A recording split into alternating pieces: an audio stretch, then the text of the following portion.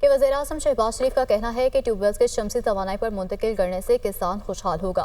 بلوچستان کے ٹیوب ویلوں کے لیے وفاقی حکومت نے 10 سال میں 500 ارب روپے دیے ہیں۔ ہر سال پیسہ آتا رہا لیکن بجلی کے بل ادا نہیں ہوئے۔ انہوں نے مزید کیا کہا، آپ بھی دیکھیے۔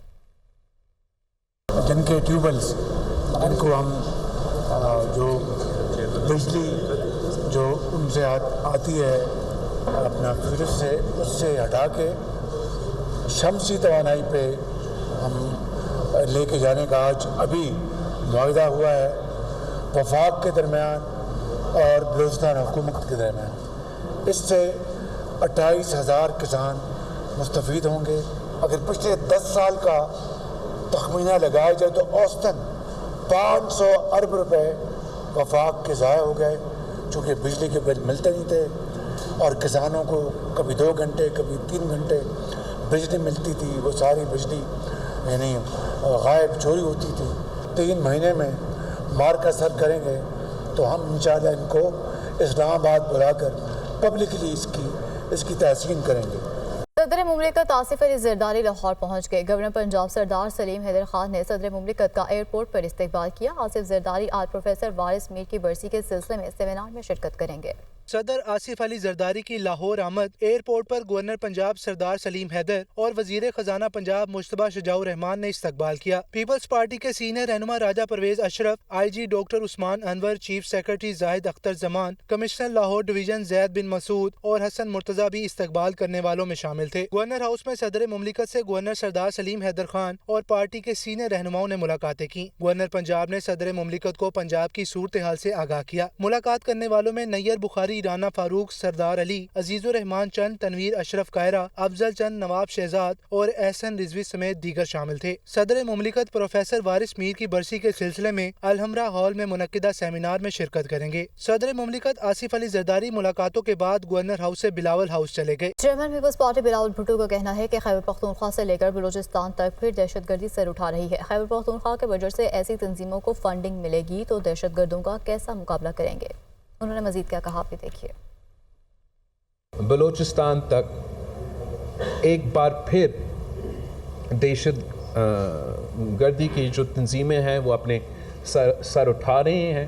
اس قسم کی آرگنائزیشنز کو فنڈنگ ملیں گی تو کس قسم کا آپ سمجھتے ہو کہ ہم ان کا مقابلہ کریں؟ پختونخوا کی حکومت آج سے نہیں 15 سال سے دہشت گردوں کا مقابلہ کرنے کے بجائے ان کا سہولت کار بن جائیں گے۔ سیکیورٹی سچویشن کو بہتر کرنے کا کوشش نہیں کیا گیا تو سیکیورٹی کا سچویشن ہمارا معاشی حالات سے ڈائریکٹلی لنکڈ ہے۔ اور جو آپ کا اس سے پہلے سوال ہے کہ غریب تر ہوتے جا رہے ہیں، اگر ہم معاشی مواقع نہیں بناتے ان کے لیے تو وہ اچیو نہیں کر سکیں گے۔ میں نہیں سمجھتا ہوں کہ دورہ افغانستان سے آپ کے مسئلے حل ہو جاتے ہیں۔ شاید یہ امپریشن ہے کہ آپ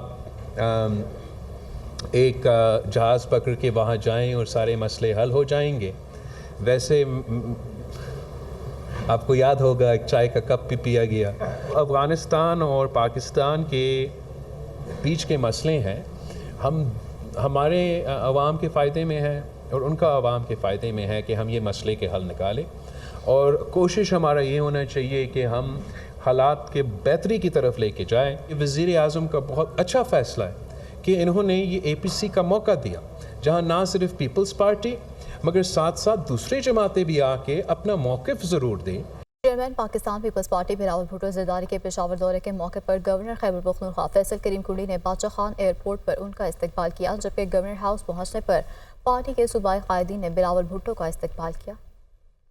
پاکستان پیپلز پارٹی کے چیئرمین بلاول بھٹو زرداری نے پشاور کا ایک روزہ دورہ کیا۔ بلاول بھٹو زرداری نے گورنر ہاؤس میں گورنر خیبر پختونخوا فیصل کریم کنڈی سے ملاقات کی۔ فیصل کریم کنڈی نے چیئرمین بلاول بھٹو کو روایتی تحائف پیش کیے۔ ملاقات میں صوبے میں سیاسی صورتحال پر بات چیت بھی ہوئی۔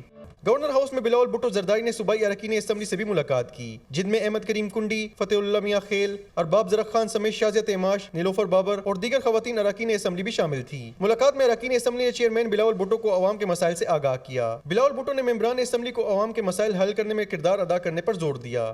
چیئرمین پاکستان پیپلز پارٹی نے اسکواش کے ورلڈ چیمپئن جان شیر خان سمیت دیگر کھیلوں میں گولڈ میڈلسٹ کھلاڑیوں سے بھی ملاقات کی۔ بلاول بھٹو نے کھلاڑیوں کو سووینیر بھی دیے۔ वज़ीर आला पंजाब मरियम नवाज कहती हैं कि मुहर्रम हराम की हसासियत का बाखूबी अंदाज़ा है। वतन अजीज़ की खिदमत और हिफाजत के लिए हम एक टीम है। ये रिपोर्ट देखिए।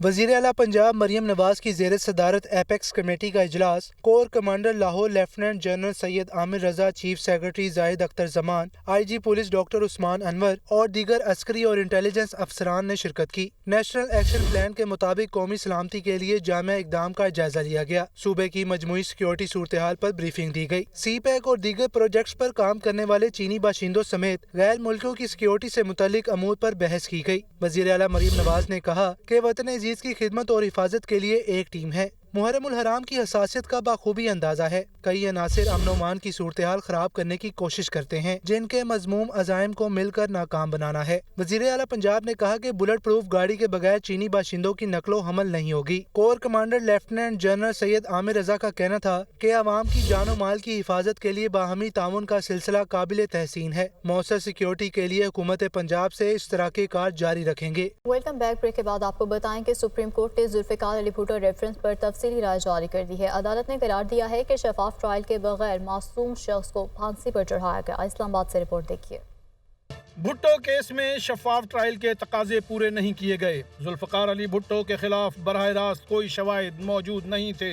FIA को फाइल दोबारा खोलने का इख्तियार नहीं था। सुप्रीम कोर्ट के 9 रुकनी लार्जर बेंच की तफसीली राय जारी। 48 सफ़ात पर मुश्तमिल राय चीफ जस्टिस काजी फाइज ईसा ने तहरीर की, जिसमें कहा गया कि पाकिस्तान की अदालती तारीख में पहली मरतबा एक कत्ल का ट्रायल लाहौर हाई कोर्ट में बराह रास्त चलाया गया। इससे पहले और ना ही इसके बाद ऐसी कोई मिसाल मिलती है। पूरे एशिया में ऐसी मिसाल नहीं मिलती जहां बराह रास्त कत्ल का ट्रायल हाई कोर्ट ने चलाया हो।